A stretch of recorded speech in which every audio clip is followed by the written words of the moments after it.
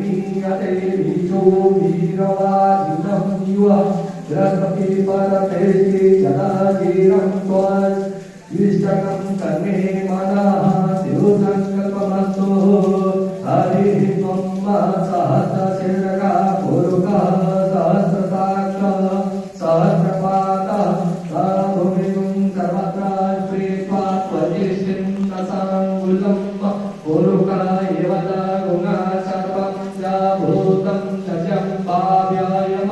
उदामृतता विषयेषानु जले नीनादिवोहि एतावानस्य महिमानु जयायाचस्य पुरुषः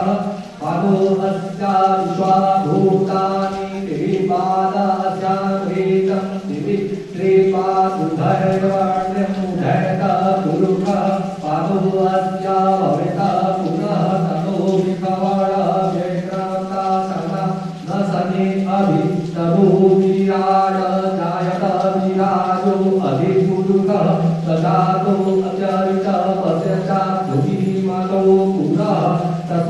तस्मादाचार्यातः तद्भूतं समभृतं त्रिकादाच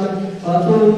असाचक्रे व्याभ्याकारणाय ग्रहाय च येते स्म तस्मादज्ञातः सर्वभूत विचासमानि च हेगरे चन्दागुंसा हेगरे तस्मा